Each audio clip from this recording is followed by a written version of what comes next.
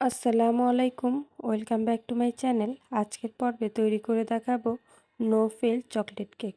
অর্থাৎ এই কেকটি হবে খুবই নরম, তুলতুলে এবং স্পঞ্জি, খেতে হবে দুর্দান্ত। যারা এই রেসিপিটি A to Z ফলো করবে অবশ্যই এই রকম নরম, তুলতুলে এবং স্পঞ্জি চকলেট কেকের বেস তৈরি করে নিতে পারবে। আজকে আমার রেসিপিটি আপনাদের কাছে যদি একটু হলেও ভালো লাগে বা কাজে লাগে, অবশ্যই আমার চ্যানেলটিকে সাবস্ক্রাইব করে পাশে থাকা বেল আইকনটি প্রেস করে দেবেন এবং ফ্যামিলি ফ্রেন্ডদের সাথে শেয়ার করবেন। চলুন তাহলে দেখে নেই। একটা মোল্ডে সামান্য পরিমাণ অয়েল দিয়ে অয়েল ব্রাশ করে ঘরে থাকা একটা কাগজ আমি এর মধ্যে বিছিয়ে নিচ্ছি। আপনারা চাইলে বাটার পেপার বিছিয়ে নিতে পারেন। কেক তৈরির ক্ষেত্রে মোল্ড আগে তৈরি করে রাখার চেষ্টা করবেন।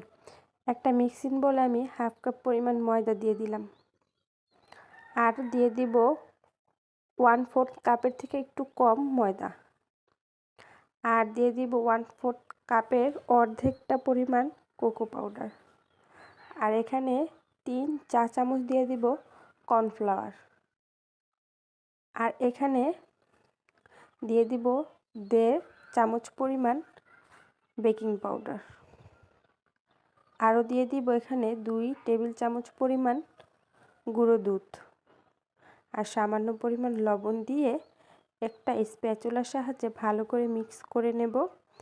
আর এই শুকনো উপকরণগুলো অবশ্যই আমি চেলে নেব। একটা শুকনো বোলে আমি এখানে রুম টেম্পারেচার থাকা 3টা ডিম নিয়ে নিয়েছি। এখন এই ডিম থেকে আমি কুসুমগুলোকে আলাদা করে নিয়ে নেব। আমি একটা চামচের সাহায্যে কুসুমগুলোকে আলাদা করে নিচ্ছি। ডিমের সাদা অংশটাকে আমি প্রথমে বিট করে নেব 1 মিনিটের জন্য।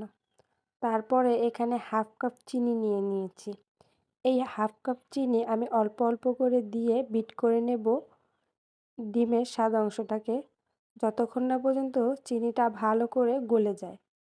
অবশ্যই বিট করার সময় চিনিটা অল্প অল্প করে দিতে হবে।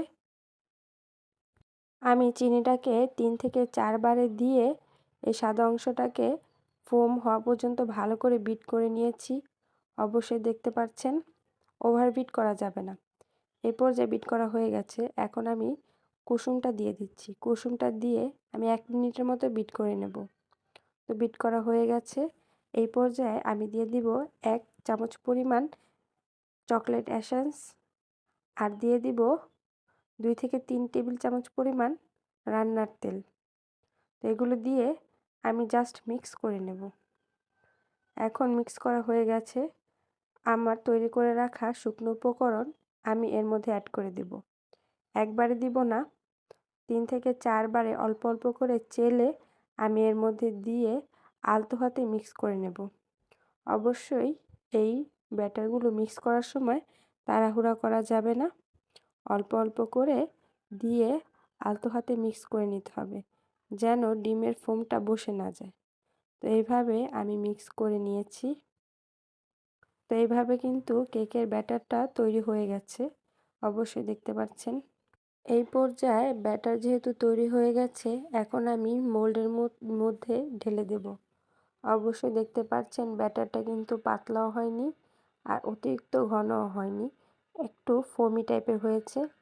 তো এইভাবে পুরো ব্যাটারটা আমি মোল্ডের মধ্যে দিয়ে দিব, দিয়ে ছড়িয়ে দিয়েছি। এখন একটা টুথপিকের সাহায্যে আমি ভিতরে ফোমগুলোকে বের করে নেব, ঘুরিয়ে ঘুরিয়ে এবং হালকা ট্যাপ করে নেব। তো কেকের ব্যাটার তৈরি হয়ে গেছে। এখন আমি একটা হাঁড়িতে নিচে কিছু বালি দিয়ে একটা স্ট্যান্ড বসিয়ে প্রিহিট করে রেখেছিলাম। এর মধ্যে আমি কেকের মোল্ড দিয়ে দিব। আমি চুলায় এই কেকটা বেক করব। তো ঢাকনা দিয়ে ঢেকে 30 থেকে 40 মিনিট আমি এই কেকটাকে বেক করে নিয়েছি। অবশ্যই দেখতে পাচ্ছেন কেকটা ফুলে কিন্তু ডাবল হয়ে গেছে। এখন টুথপিকের সাহায্যে আমি চেক করে নিলাম, আর দেখিয়ে দিচ্ছি উপর থেকে কতটা সফট এবং স্পঞ্জি হয়েছে। এখন আমি কেকটাকে মোল্ড আউট করে নিচ্ছি। চারপাশ থেকে চাকুর সাহায্যে একটু ছাড়িয়ে আমি একটা প্লেটে নামিয়ে নিচ্ছি। কাগজটা এখন আমি উঠিয়ে নিব। এই কাজগুলো কিন্তু কেকটা গরম থাকতে আমি করে নিচ্ছি। অবশ্যই দেখতে পাচ্ছেন কেকটা থেকে কিন্তু ধোঁয়া উঠছে। গরম গরম স্পঞ্জি চকলেট কেক। বেশ, অবশ্যই দেখতে পাচ্ছেন কতটা সফট এবং স্পঞ্জি হয়েছে। এখন এই কেকটাকে আমি 3টা স্লাইসে কেটে নেব আর আপনাদেরকে দেখিয়ে দিচ্ছি এর ভেতরটা কতটা সফট এবং স্পঞ্জি হয়েছে। অবশ্যই দেখতে পাচ্ছেন খুবই স্পঞ্জ এবং সফট ছিল এই কেকটা।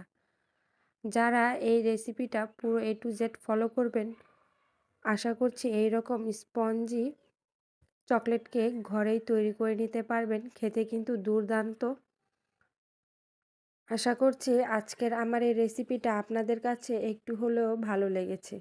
যদি ভালো লেগে থাকে অবশ্যই আমার চ্যানেলটিকে সাবস্ক্রাইব করে পাশে থাকা বেল আইকনটি প্রেস করে দিবেন এবং ভিডিওগুলো ফ্যামিলি এবং ফ্রেন্ডদের সাথে শেয়ার করবেন। পরবর্তী ভিডিও দেখার আমন্ত্রণ রইল। আল্লাহ হাফেজ।